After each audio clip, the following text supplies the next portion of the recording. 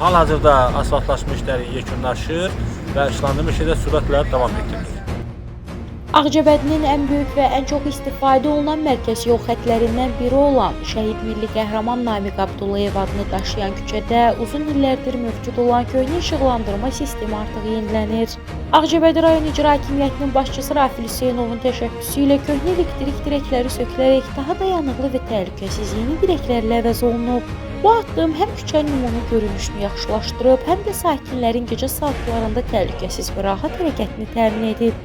Rayon icra hakimiyyətinin bir sıra səlahiyyətli nümayəndələri ilə birlikdə görülən işlərlə yerində tanış olan cənab Rafil Hüseynov, prosesin daha keyfiyyətli və operativ şəkildə davam etdirilməsi üçün müvafiq tapşırıqlar verib.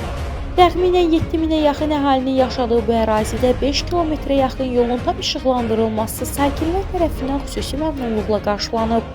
Kanal 21-ə açıqlama verən Ağcabədi rayon icra hakimiyyətinin başçısının Ağcabədi şəhər üzrə nümayəndəsi Fikrət Allahverdiyev, asfaltlanma işlərinin artıq yekunlaşdığını, işıqlandırma xətlərinin yenilənməsi prosesinin isə plan üzrə davam etdiyini bildirib.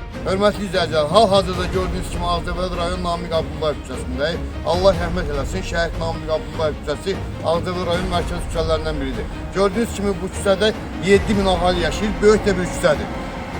Yenə də Allah dövlətimizi var eləsin. Cənab başçının icra hakimiyyət xəttindən gördüyünüz kimi bu küçədə işıqlandırma işləri gedir, yeni dirəklər qoyulur. Yenə də əziyyəti keçən insanlara öz təşəkkürümüzü, minnətdarımızı bildiririk. Allah dövlətimizi, millətimizi qorusun, bayramımız uzun olsun. Ağcabədi rayon icra hakimiyyəti başçısının Ağcabədi şəhər üzrə nümayəndəsi.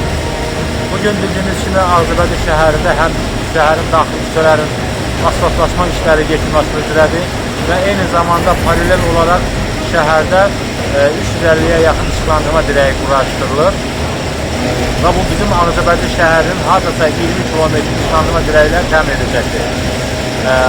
Bu işıqlandırma dirəklərinin quraşdırılması və küçələrin asfaltlaşma işləri çox yüksək səviyyədə gedir, çox yüksək keyfiyyətli işıqlarla təmin edilir və küçəmizin indi hazırda durduğumuz yer şəhərin Namiq Abdullayev küçəsi adlanan Milli Qəhrəman adına adlanan küçədə quraşdırılır. Bildiyiniz kimi bu şəhər, bu küçə çox böyük bir ərazidir.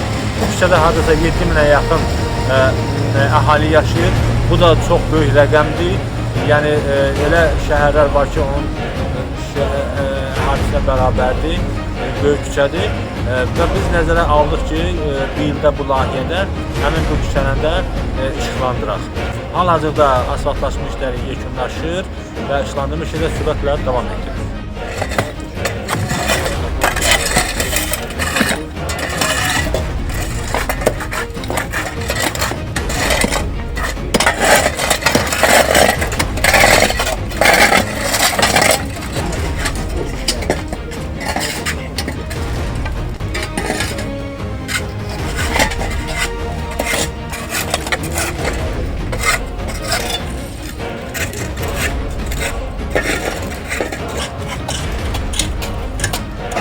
Sağ sıralar güzel gelirler, yersiz bir sağlar, bir sakızlar bir...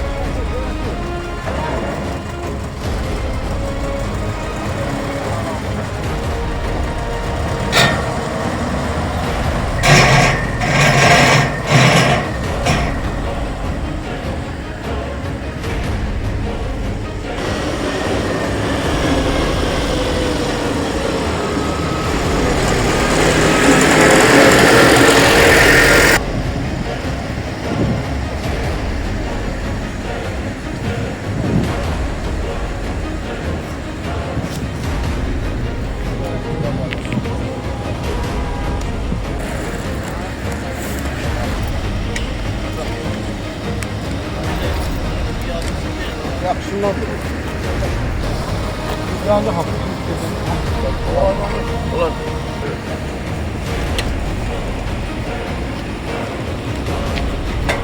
Kirana bulur. Beğendin? Açar. Böyle.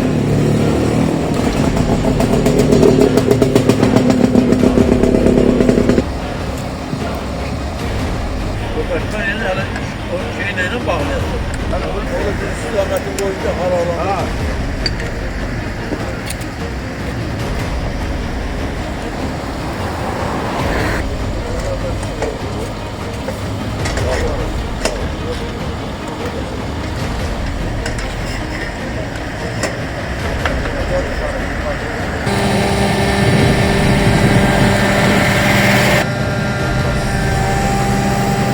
Kimse girip onu da çubuğuyla kaldırıyor.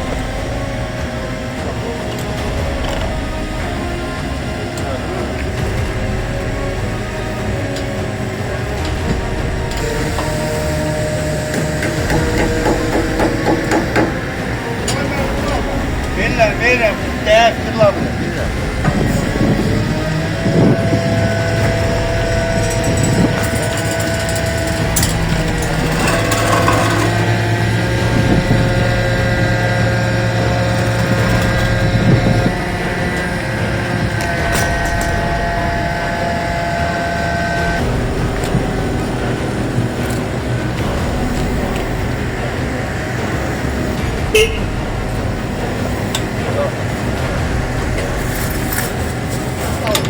Ha, yaxşı oldu. Düz olmaz, sıfır. Ha, öyle değil. Bunlar kalmışsın. Bir blok oldu.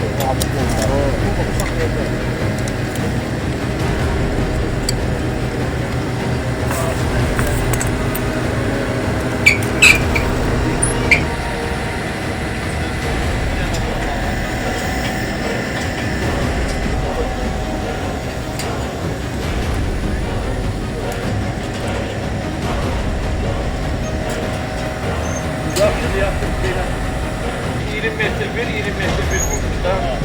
40 metre arası. 20 vurmuş. Şu vurmuş 20. Adam bunu yok, göndermeyin de şey, metreydi ama onun 20 metre bir vurmalıdır, 20 metre bir tane. Ağcabədinin inkişafına yönələn bu diqqət verməyə görə bütün prosesdə əziyyəti olan hər kəsə təşəkkürümüzü bildiririk. Kanal 21 olaraq bu təşəbbüsləri alqışlayır və davamlı uğurlar arzulayırıq.